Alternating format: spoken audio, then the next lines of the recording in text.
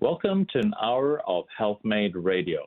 HealthMade is a community for natural health seekers where we educate people about common health conditions and share extensive research on the most effective natural health treatments and promote legislation that protects our health freedoms.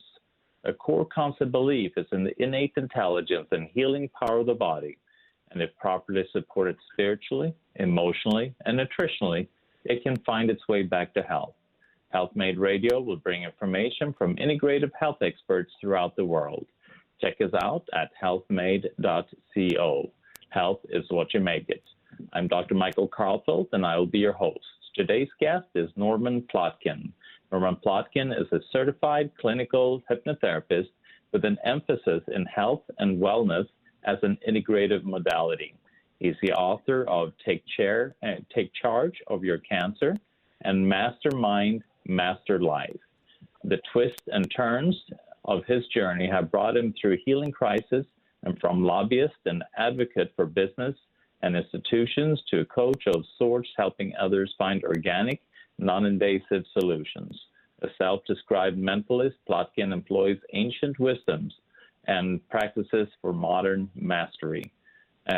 Norman, it's really a pleasure to have you on the show. And hypnotherapy is something that I haven't covered, and it's such an important subject because it is such a powerful tool.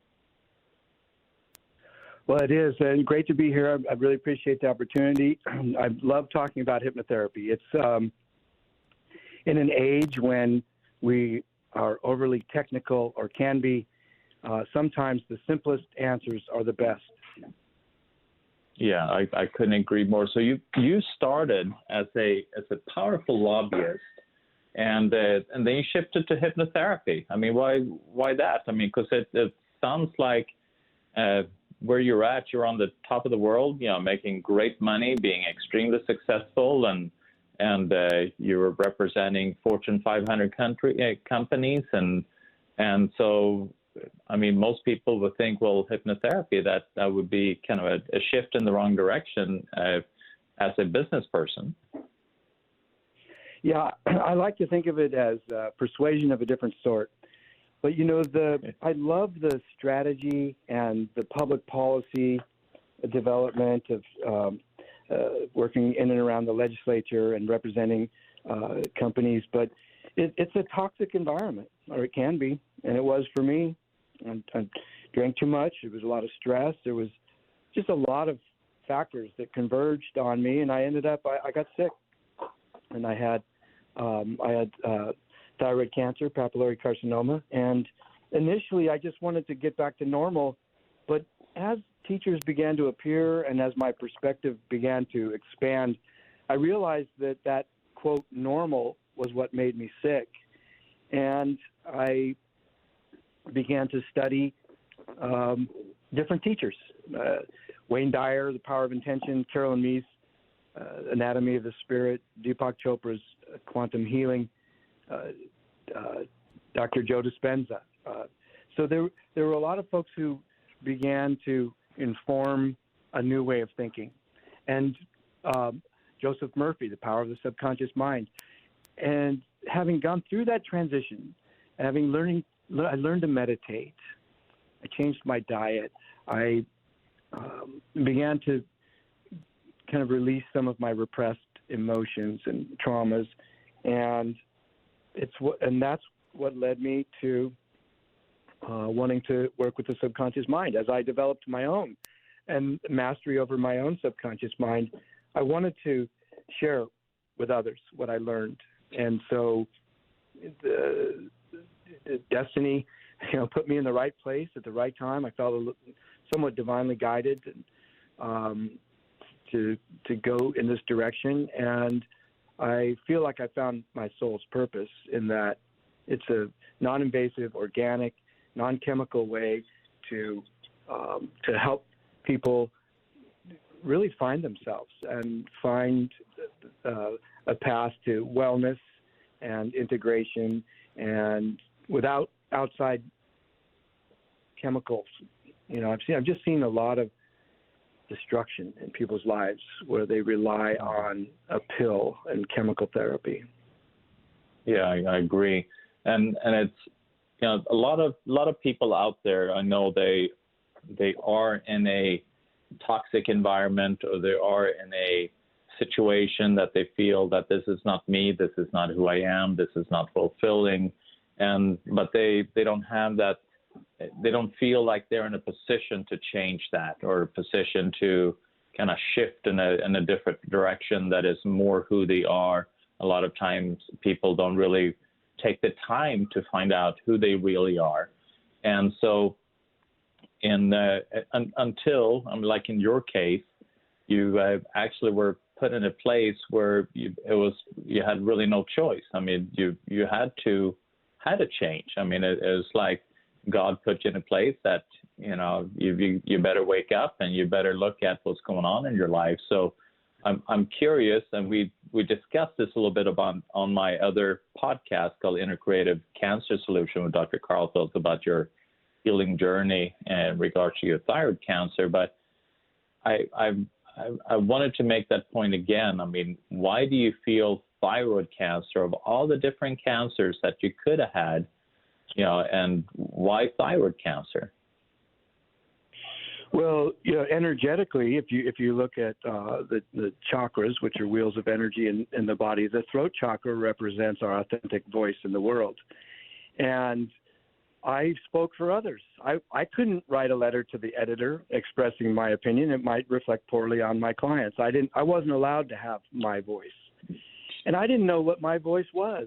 Honestly, I thought I loved what I did, and I was on a materialistic path to amass nice things and all the trappings of success and the American dream. And cancer generally, so the thyroid cancer is in the throat chakra, and it has a whole lot to do with in not really having my authentic voice. Now, cancer generally is a message.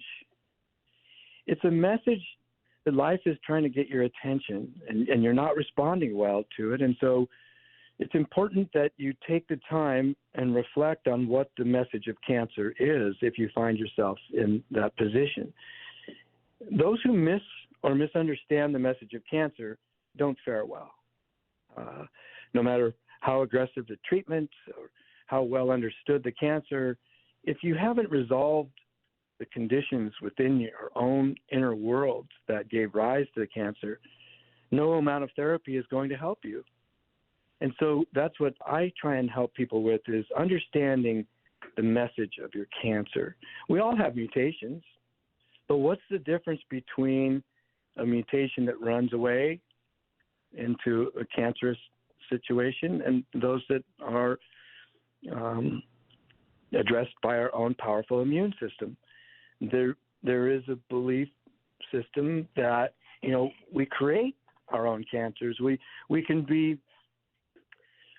be unable to process the emotions that surround traumas that we've had, and trauma being cumulative. If you've suffered numerous traumas, and each is more difficult and it has an accumulative effect, there is a belief that our subconscious mind can perceive death as a way out, and can modulate in a negative fashion our immune system. And so it's super important to understand what is the message of cancer. And that, it took me a while. My first stab at understanding it was, I just want to get back to normal. I want to drink martinis and influence legislation and drive a fast car and, be an important person. And that's what I come to find out that was what made me sick. That wasn't my authentic self. That's not who I came here to be. And so it's a process. It took me 7 years to spiritually awaken and to get to the place where I'm full-time hypnotherapist now, helping people understand the components of their experience. Our programming begins at an early stage from 0 to 8, and the people in our sphere of influence are influencing us. Things like money doesn't grow on trees, or why can't you be more like your sister? These things are embedded in our subconscious programming, and can get us stuck, or people who had very little and they vow to never be poor again, and suddenly they're driven to be successful, and sometimes that success can be detrimental to their well-being. So it really is a kind of a message you have to understand. So it's almost like in you, and that's important for other people also. You had to shift your value system. You had to shift the value system from how you're perceived by the world, and what is perceived to be successful, versus being a successful individual, which means that you are who you are and connect with your true voice and your true being, and then clean and look at the traumas that's kind of the baggage that you're carrying. And we're actually going to take a quick break, listening to HealthMade Radio. I'm Dr. Michael Karlfeldt. I'm here with Norman Plotkin. He is the author of Take Charge of Your Cancer and Mastermind, Master Life. We'll be right back. Welcome back to HealthMade Radio. I'm Dr. Michael Karlfeldt. I'm here with Norman Plotkin. He is the author of Take Charge of Your Cancer and Mastermind, Master Life. So, Norman, we're talking about traumas, and you were talking about the age from 0 to 8, where you're very programmable. I mean, you have these phrases like you mentioned, why can't you be like your sister? And these are things that you don't think have a huge impact, but they add up. So how does this trauma or these belief systems or these sayings, I mean, how do they impact us, and how does that shape our lives and create disease, and what happens? Well, think of the mind, and it's an age-old debate: is the mind the brain? Is the brain the mind? The brain is 7 or 8 pounds of mass that you can take out and weigh. Is the mind? Can the mind be taken out and weighed?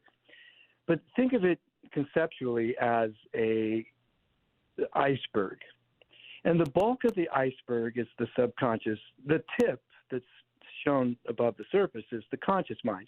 The conscious mind is characterized by analysis, reason, logic, willpower, and decision making. We think the conscious mind is in control, but the conscious mind takes in the environmental stimuli, the data from our senses, and it takes that information and it compares it against our programming. If it comports with the programming, then we're logically and analytically full steam ahead.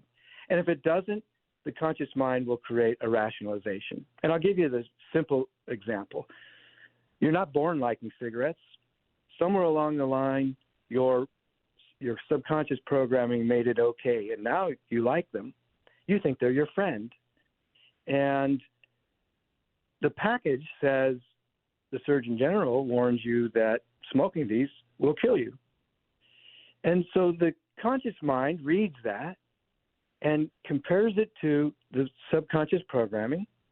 And the subconscious program says, no, I'm all right. That's good. We're all good. And then the conscious mind says, well, Aunt Sally smoked 2 packs a day and she lived till 93 years old. I was going to die anyway. I'll just wait till I'm old. And so these are the rationalizations that we come up with as we light up another cigarette, even though the box says it's going to kill us. And that's just a stark example. There are many subtle examples of why we can't get out of that well-worn path, that of belief system, even though it gets us into trouble. And for example, me, I just drove myself into the ground trying to be what my idea of success, that's successful. And so oftentimes it takes a breakup or a disease or a loss of a job to kind of wake us up. If I ask you, why do you do that? You say, well, 20 years ago this happened.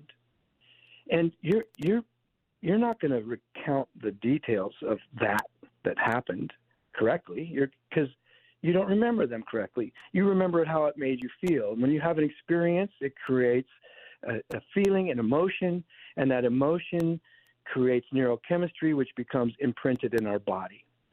So now I asked you why you do that, so I can predict how you're going to act in the future based on what happened in the past. So now you're living a predictable future based on an unreliable past, all of which are stealing your precious present moment. But you see how we get locked into these things based on a belief system. It's how it made you feel.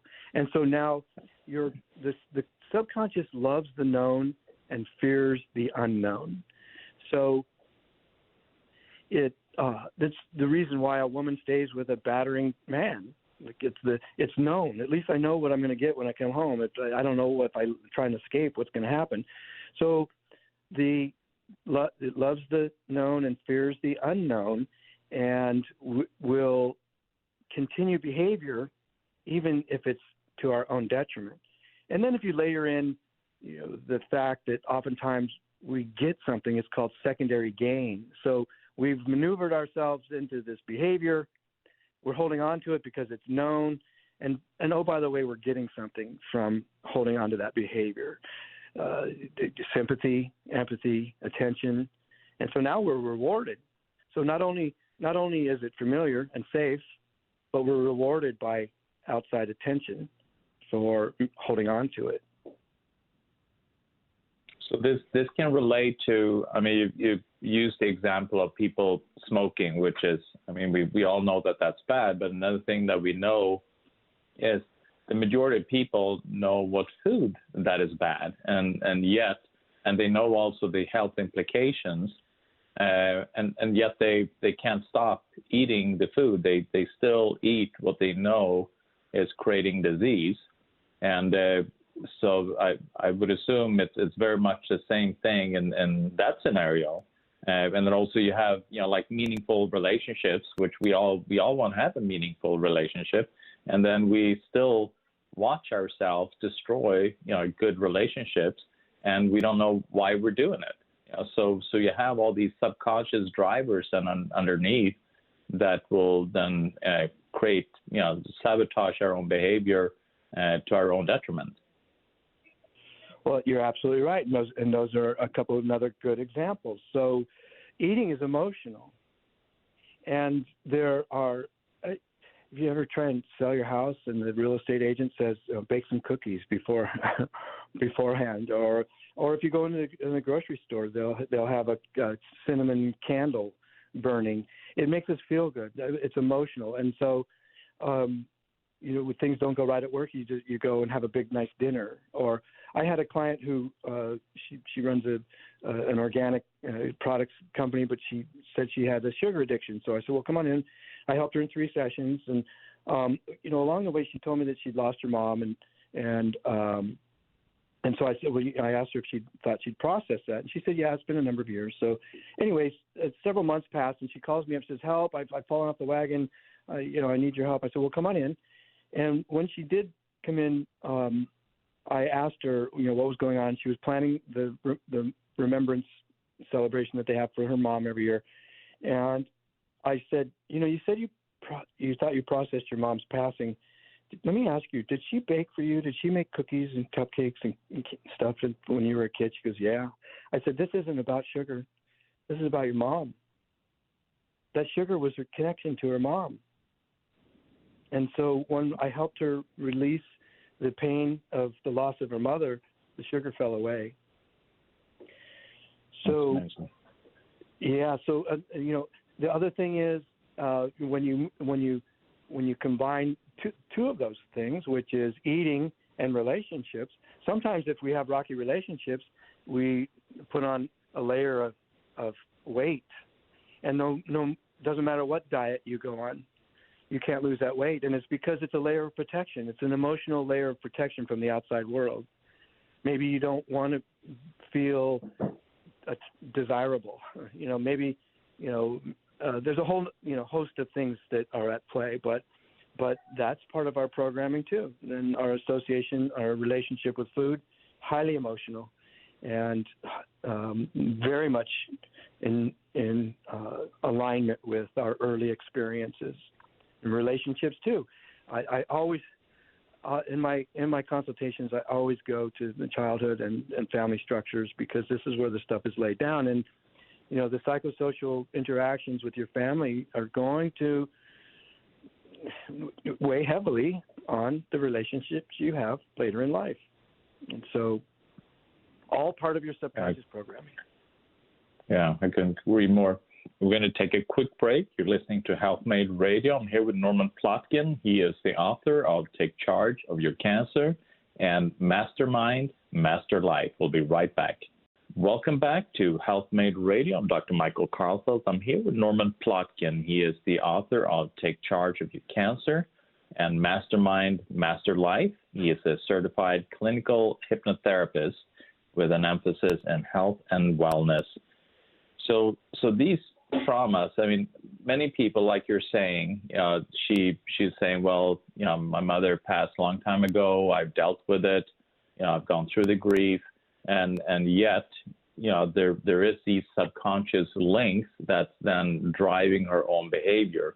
So even though we think that time has passed, and I've forgiven this person and I've let it go, they can still have very powerful impacts on our behavior. So how do you find out what has an impact and what does not have an impact? Well, I've gotten very good at it over the tens of thousands of hours that I've spoken with people. I recognize it and I get right to it. But for regular people out there trying to figure out why things never work out, it's important to do an inventory of your experience. Be thoughtful. Review your experiences and your relationships. Look for patterns. I had a client once. She came in. She said she worked for a law enforcement agency, and she was getting ready to retire. She had another year to go, and all of a sudden, a new employee came in who worked for her. She wasn't her boss. She worked for her, but this person just unnerved her. No matter what she did, she was just, she got to the point where she wanted to quit. And I said, well, let's unpack this. And I went through the things that she said she did, and if there were mitigating things that she could do. And then it occurred to me, I said, who does she remind you of?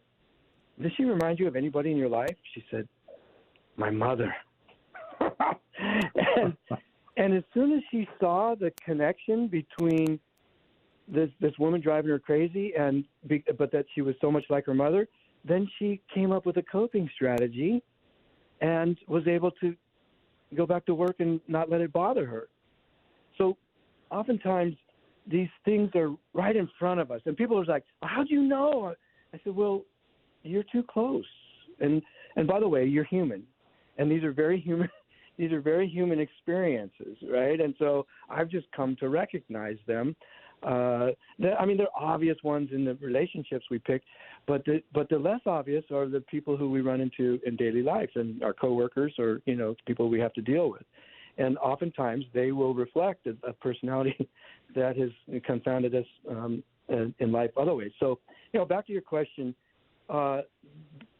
reflection. And I'll differentiate reflection from rumination, because they're very different, right?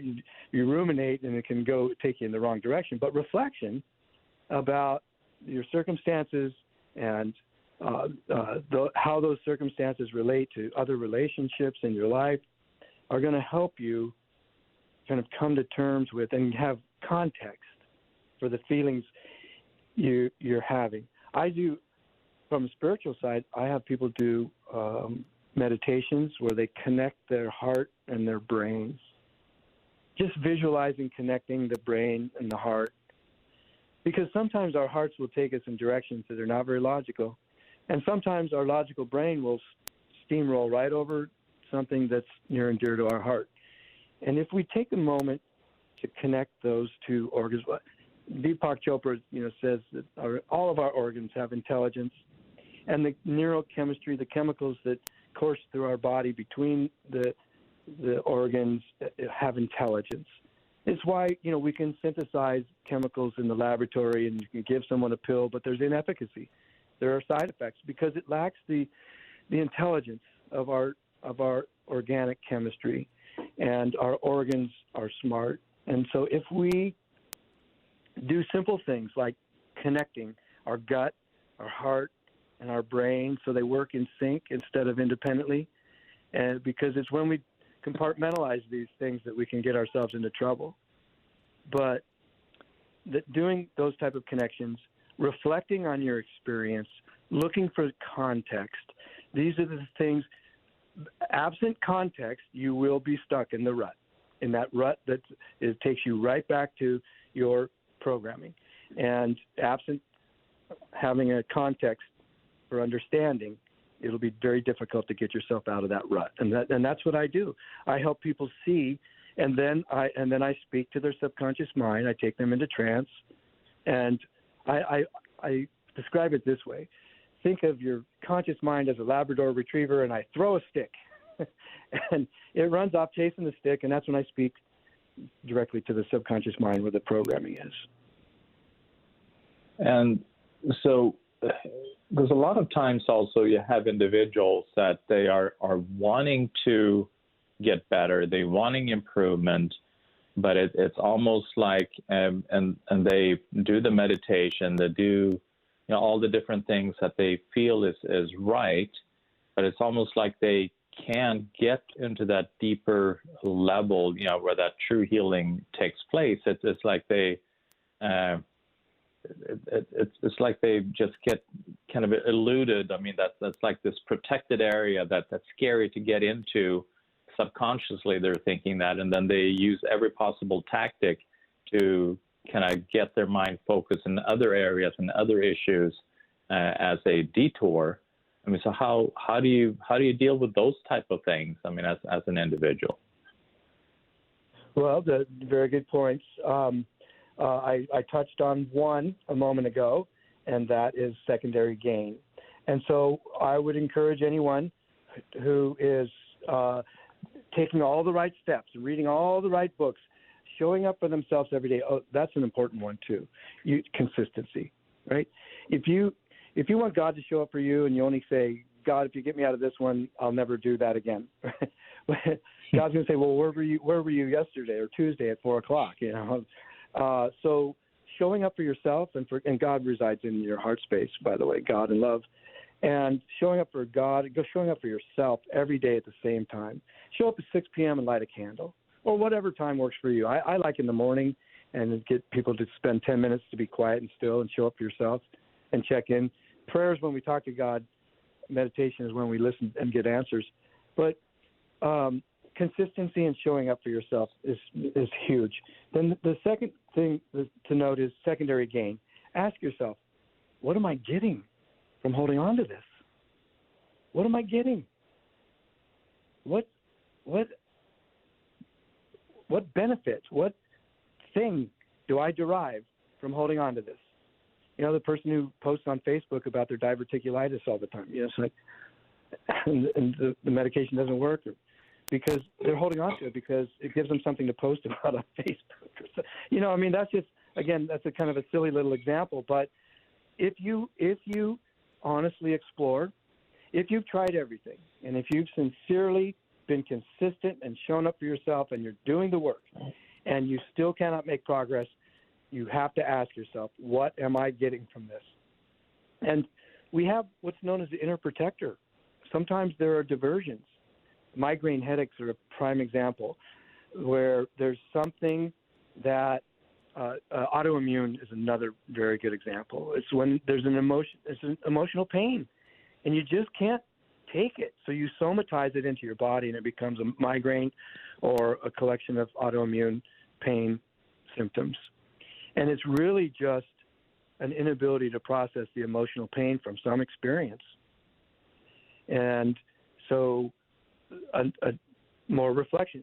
Reflection is difficult. This stuff is hard to do on your own. But if you had the presence of mind and the dedication to show up for yourself every day, taking an inventory of your experiences, understanding what you might be getting from holding on to it, then that's going to be a reason why it's difficult to get rid of, is because you're holding on to it because you're getting something from it. Or understanding that there's some kind of inner protector that's going on that's creating a diversion, in which case you can go into meditation and you can thank the inner protector for all. There was a reason it stepped in. I'll do a quick little example of self-hypnosis, where you go to a quiet and still place, you close your eyes, maybe you have a little music tone in the back, light a candle maybe, and you close your eyes and you count yourself down 10 steps. Go slowly, 10, 9, 8, count yourself down the staircase. At the bottom of the staircase is a park setting and then a big tree, and under the tree is a bench. And on the bench is someone, I don't know if it's a hero from history or someone from your life, someone you look up to, perhaps it's your higher self. And you sit down and you have a conversation. And while you're in this self-hypnosis and imagining this conversation you're having, ask, why? Why am I holding on to this? How am I being served by this? What easy steps can I take to let this go? And sit and be quiet. And you will get answers.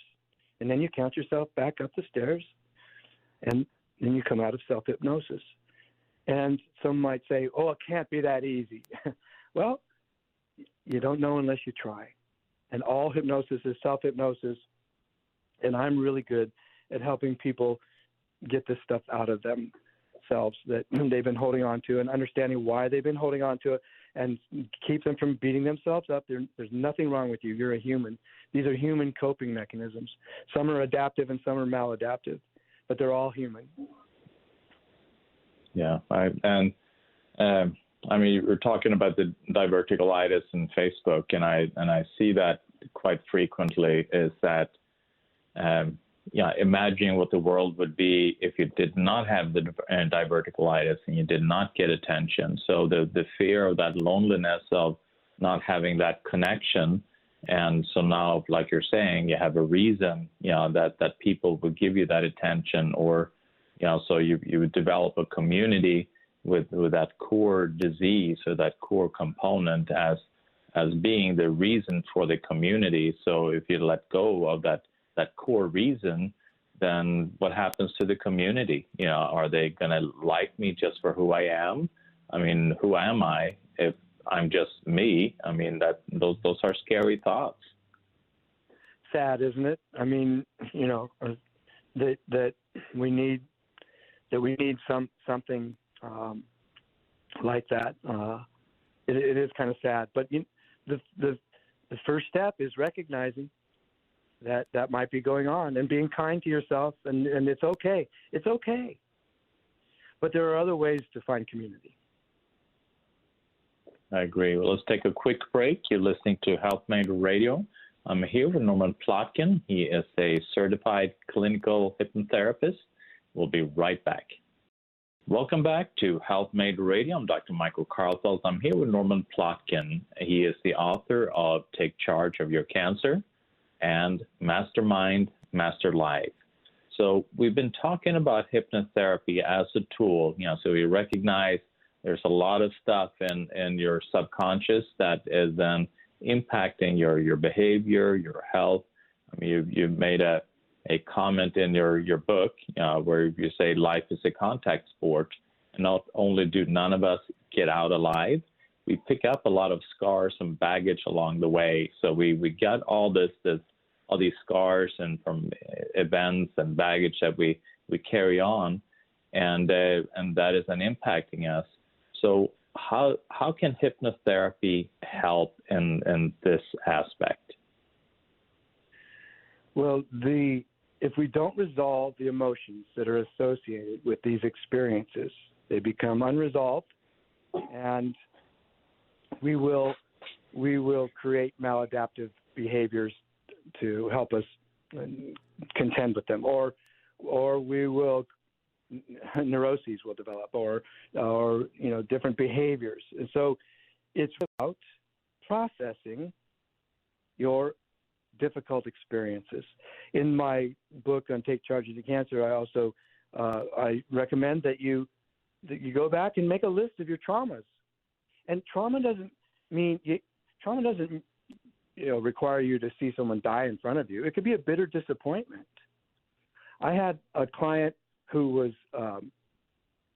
he was a camera operator, and he had been head of the camera operators union in Hollywood, and he was a little older, and they have these relentless schedules when they're filming, and the director had taken over his camera, and he sat down and he fell asleep while it went on. And when he came and they found him asleep, they fired him, and he was terribly embarrassed, and he withdrew. He withdrew from the union, and he retired, took an early retirement, and within months he developed this rare blood cancer. And the trauma was so severe and so struck at his identity and who he was and his professional reputation. And so things can be traumatic, and taking stock of our traumas and understanding them, even as slight as they might be. You might not have been picked for the team, or any number of things, and taking stock of our traumas. And so the worst thing we can do is and this is kind of a male thing, is just to pretend, don't deal with your feelings, just, rub some dirt on it, kind of situation. We all have to, man or woman, we have to resolve our feelings around our experiences. And if you don't, you're going to be in trouble. And so I tell people, allow yourself to feel it. Don't pretend you're not mad. Be mad. Okay. Now decide to be happy. Yeah. And it can, again, the simplicity of some of this stuff is deceptive, but sometimes it really is that simple, that you allow yourself to have that feeling of disgust, of despair, of hatred. Allow it. We all have the shadow inside of us. And so acknowledge your shadow side. Allow yourself to feel that unpleasant feeling. Stay with it for a moment. Allow it to resolve, and then decide to have a happier feeling. And people say, I can't help how I feel. And I say, yes, you can. What you don't want to do is not feel it. Allow yourself to feel it. Allow it to pass. And then take yourself somewhere else.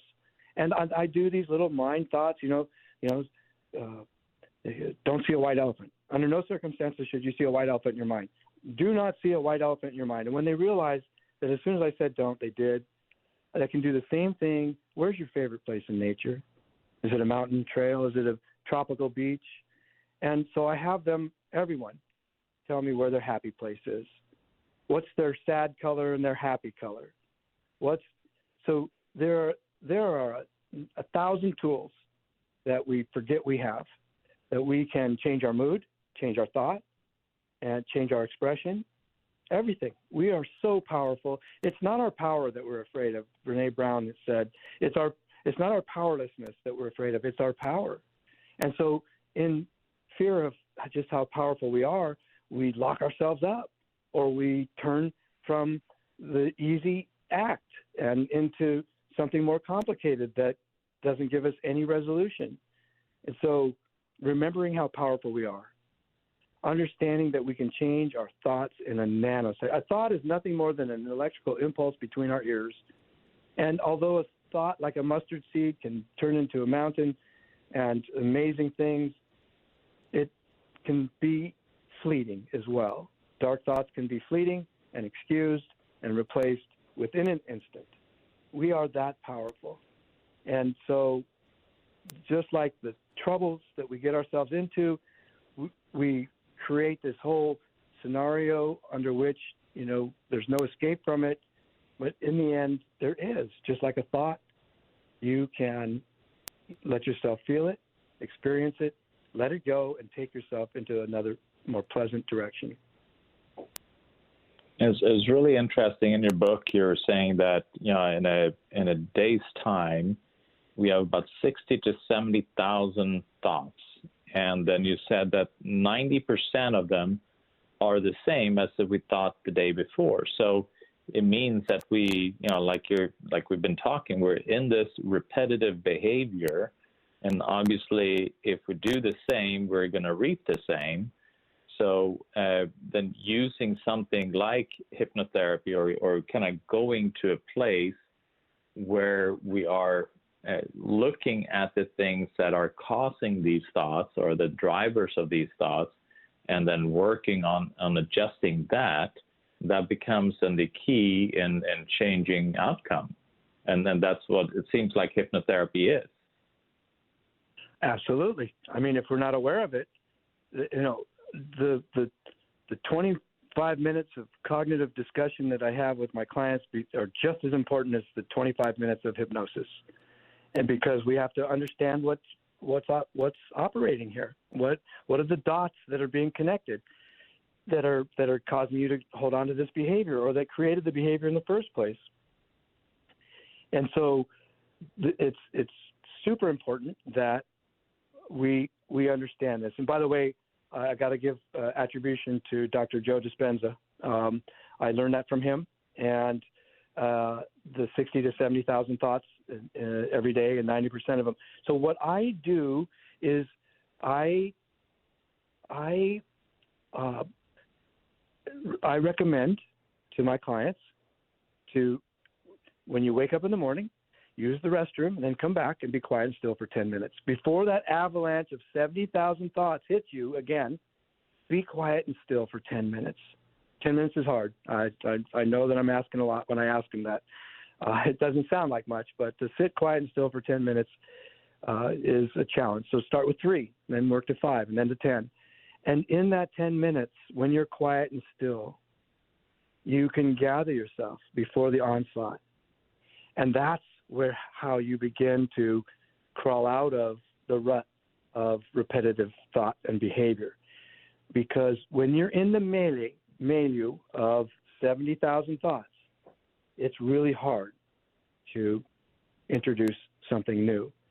And that, that's why people get together and they do the brainstorming. They pull yourself out of your regular stuff, and you get in this, and otherwise, my grandma said, if you do what you always done, you're going to get what you always got, And so there's plenty of sayings like Einstein said that do it, trying to work your way out of a problem the same way you got in it is insanity. So at any rate, it's super important to understand that,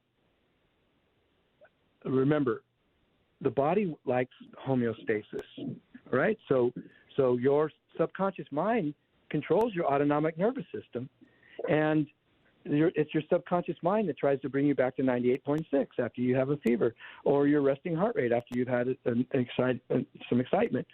And this same subconscious mind that wants to bring you physiologically back to homeostasis wants to bring you back to subconscious homeostasis, which is the known instead of the unknown. And so it's the same thing that is at work when you learn to ride a bike.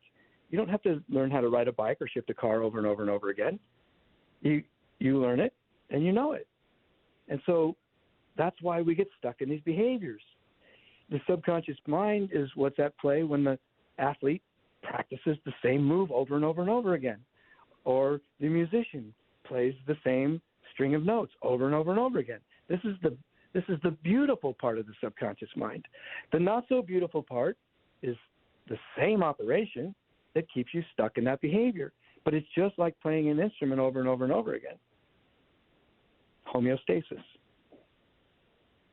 Yeah, and we created those patterns, and it's hard to then break those patterns because we haven't identified the origin or the subconscious driver underneath, and to be able to then access that subconscious mind in a safe way to then shift that belief pattern becomes really powerful. Then like you mentioned the gentleman that got this bloodborne disease, cancer, and we always think that there is the physical reason why he got it, and there may be, that he's exposed to chemicals, heavy metals, maybe some infectious agents or whatever it may be. But all of these things exist in a mental, emotional, subconscious sea that either make him more, act on you more or less. So that's why it's important to create an environment where these other factors aren't as important. Well, that's right. If you have a control group, a guy who was exposed to the same heavy metals as the other guy, and one gets cancer and one doesn't, then there's another controlling factor, right? And I would argue that it's your emotional response. So yeah, right. It's important to have context. Mm-hmm. I agree. Well, Norman, it's been such a pleasure to have you on the show. And how can people find you? I mean, do you do consultations over the phone? I mean, how do you work? Is it always in the office? Oh, no, I've done Zoom. I've done hypnotherapy sessions with people all over the world by Zoom, even before our current troubles, as they say in England. I was doing Zoom with people all over the world. So my website is my name, normanplotkin.com. And I have my phone number, my email is all there, normanplotkin.com. I'm on social media, Norman Plotkin Inc., Norman Plotkin CHT. I'm on IG, Facebook, LinkedIn.